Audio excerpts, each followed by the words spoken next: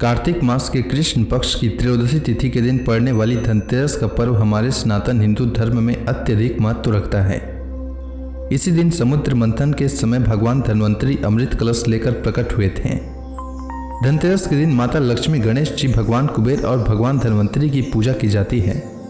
कई लोगों के मन में धनतेरस की पूजा को लेकर प्रश्न रहता है कि धनतेरस की पूजा कैसे करनी चाहिए। तो आज के वीडियो में मैं आपको धनतेरस की पूजा कैसे किया जाता है उसके बारे में बताने वाला हूँ।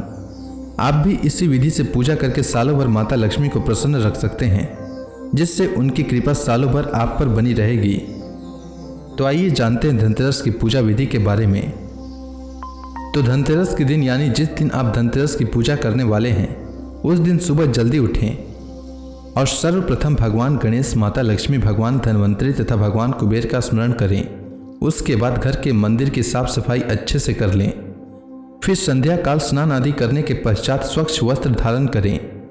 उसके बाद जहाँ भी पूजा करनी हो उस स्थान पर एक चौकी लगाकर उसके ऊपर लाल कपड़ा बिछा लें। उसके पश्चात गंगा जल का छिड़काव करें। उसके बाद चौकी पर पीले रंग से रंगा हुआ चावल से स्वास्तिक बनाएं। फिर चौकी पर थोड़ी थोड़ी चावल चार स्थान पर रखें और चारों स्थान पर पुष्प रखकर भगवान गणेश, माता लक्ष्मी, भगवान धन्वंतरी तथा भगवान कुबेर जी का प्रतिमा स्थापित करें। जिनके पास भगवान धन्वंतरी तथा भगवान कुबेर जी का प्रतिमा न हो, जैसा कि आप देख सकते हैं कि इस वीडियो में मेरे पास नहीं है, तो उन्हें उसके लिए दोनों की जगह कोसी रखकर और सुपारी में मौली धागा लपेटकर कोसी में भगवान धन्वंतरी और भगवान कुबेर के स्थान पर रखकर उनका ध्यान करें। फिर जो पीले रंग का चावल से स्वास्तिक बनाए थे उसके बीचों बीच एक दीपक जलाकर रख दें और उसके बाद सभी देवी देवताओं को पुष्प अर्पित करें। माता लक्ष्मी के चरणों में सिंदूर अर्पित करें तथा भगवान गणेश को दुर्वा अर्पित करें और लड्डू का भोग लगाएं और माता लक्ष्मी को सफ़ेद बर्फी का भोग लगाएं, या फिर आप बतासा का भी भोग लगा सकते हैं, क्योंकि माता लक्ष्मी को सफ़ेद बतासा बहुत ही प्रिय है। साथ ही कुबेर भगवान और धन्वंतरी भगवान को भी सफ़ेद बर्फी का भोग लगाएं। उसके बाद फल का भोग सभी देवताओं को लगाएं। साथ ही इस दिन 13 दियों का दान करने का विधान है। पहला घर के मंदिर में, दूसरा धन्वंतरी देवता को, तीसरा यम देवता को, चौथा चित्रगुप्त जी को, पांचवा पितरों को, छठा घर के बीचों बीच, सातवां तुलसी जी के पास, आठवां गौशाला में, नौवां पानी की टंकी या कुएं के पास, 10वां छत पर बालकनी में दोनों किनारों पर, 11वां भंडार गृह या रसोई घर में, 12वां तिजोरी के पास और 13वां कुल देवता के नाम से दीपदान किया जाता है। अब जो दिया आप यम के लिए निकाल रहे हैं उसके लिए आटे का चौमुखी दिया बनाकर चारों तरफ से बत्ती लगाएं और उसे एक तरफ से जला लें। उसके बाद यम का दीपक मुख्य दरवाजे से बाहर दाईं ओर इस प्रकार रखें कि दिए का लौ दक्षिण दिशा की ओर हो। फिर उन्हें भी पूजन करने के पश्चात सफ़ेद बर्फी का भोग लगाकर पानी का पंडार दें और प्रणाम कर वापस लौट आएं। ध्यान रखें लौटते समय पीछे मुड़ कर न देखें। उसके बाद सभी देवी देवताओं को जल से पंडार दें और माता लक्ष्मी, भगवान गणेश और भगवान कुबेर से परिवार के सुख समृद्धि मांगें और भगवान धन्वंतरी से परिवार के सभी सदस्य निरोगी रहें, इसका वरदान मांगें, जिससे आपका परिवार तथा स्वयं भी सालों भर निरोगी रहें। धनतेरस के दिन धनतेरस की कथा का श्रवण अवश्य करना चाहिए।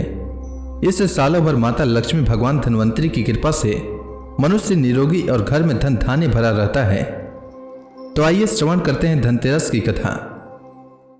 एक समय की बात है, भगवान विष्णु मृत्यु लोक में विचरण करने के लिए आ रहे थे। तब लक्ष्मी जी ने भी उनसे साथ चलने का आग्रह किया।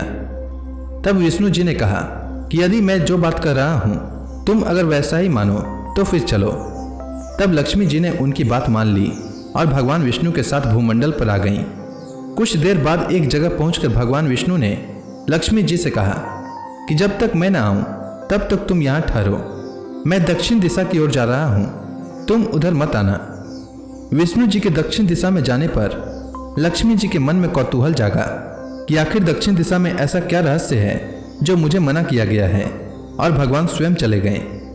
लक्ष्मी जी से रहा न गया और जैसे ही भगवान आगे बढ़े लक्ष्मी जी भी पीछे पीछे चल पड़ी। कुछ ही आगे जाने पर उन्हें सरसों का एक खेत दिखाई दिया जिसमें बहुत सारे फूल लगे हुए थे। सरसों की शोभा देखकर वह मंत्रमुग्ध हो गई और फूल तोड़कर अपना श्रृंगार करने के बाद आगे बढ़ी। आगे जाने पर उन्हें एक गन्ने की खेत दिखाई दिया। गन्ने के खेत से लक्ष्मी जी गन्ने तोड़कर उसका रस चूसने लगी। उसी क्षण विष्णु जी आए और यह देखकर लक्ष्मी जी पर नाराज होकर उन्हें श्राप दे दिया कि मैंने तुम्हें इधर आने से मना किया था, पर तुम न मानी और किसान की चोरी का अपराध कर बैठी। अब तुम इस अपराध के जुर्म में इस किसान की 12 वर्ष तक सेवा करो। ऐसा कहकर भगवान उन्हें छोड़कर क्षीर सागर चले गए। तब लक्ष्मी जी उस गरीब किसान के घर में रहने लगी। एक दिन लक्ष्मी जी ने उस किसान की पत्नी से कहा कि तुम स्नान करके पहले मेरी बनाई गई इस देवी लक्ष्मी का पूजन करो, फिर रसोई बनाओ, तब तुम जो मांगोगी वह तुमको अवश्य मिलेगा। अगले दिन से किसान की पत्नी ने ऐसा ही किया। पूजा के प्रभाव और लक्ष्मी जी की कृपा से किसान का घर दूसरे ही दिन से अन्न धन रत्न स्वर्ण आदि से भर गया। माँ लक्ष्मी ने किसान को धन धान्य से पूर्ण कर दिया। किसान के 12 वर्ष बड़े आनंद से कट गए। फिर 12 वर्ष के बाद लक्ष्मी जी जाने के लिए तैयार हुई।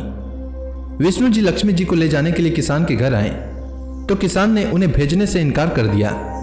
तब भगवान ने किसान से कहा, इन्हें कौन जाने देता है, यह तो चंचला है, कहीं नहीं ठहरती, इनको बड़े बड़े नहीं रोक सके।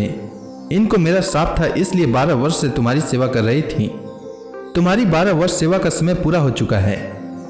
किसान हठपूर्वक बोला कि नहीं, मैं लक्ष्मी जी को नहीं जाने दूंगा। तब लक्ष्मी जी ने कहा कि हे किसान, तुम मुझे रोकना चाहते हो तो जो मैं कहूं वैसा करो। कल धनतेरस है, तुम कल घर को लीप पोत कर स्वच्छ करना, रात्रि में घी का दीपक जलाकर रखना और सायंकाल मेरा पूजन करना और एक तांबे के कलश में रुपए भरकर मेरे लिए रखना। मैं उस कलश में निवास करूंगी, किंतु पूजा के समय मैं तुम्हें दिखाई नहीं दूंगी। इस एक दिन की पूजा से वर्ष भर मैं तुम्हारे घर से नहीं जाऊंगी। यह कहकर वह दीपकों के प्रकाश के साथ 10 दिशाओं में फैल गई। किसान ने लक्ष्मी जी के कथनानुसार हर साल धनतेरस के दिन पूजन किया। उसका घर जीवन भर धन धान्य से भरा रहा। इसी वजह से हर साल धनतेरस के दिन लक्ष्मी जी की पूजा करनी चाहिए। धनतेरस की शाम घर के बाहर मुख्य द्वार पर और आंगन में दीप जलाने की परंपरा है। इसके पीछे भी एक लोक कथा है। कथा के अनुसार किसी समय में एक राजा थे जिनका नाम हेम था। देव कृपा से उन्हें पुत्र रत्न की प्राप्ति हुई। ज्योतिषियों ने जब बालक की कुंडली बनाई तो पता चला कि बालक का विवाह जिस दिन होगा उससे ठीक 4 दिन के बाद वह मृत्यु को प्राप्त होगा। राजा इस बात को जानकर बहुत दुखी हुआ और राजकुमार को ऐसी जगह पर भेज दिया जहां किसी स्त्री की परछाई भी न पड़े। देव योग से एक दिन एक राजकुमारी उधर से गुजरी और दोनों एक दूसरे को देखकर मोहित हो गए और उन्होंने गंधर्व विवाह कर लिया। विवाह के पश्चात विधि का विधान सामने आया और विवाह के 4 दिन बाद यमदूत उस राजकुमार के प्राण लेने आ पहुंचे।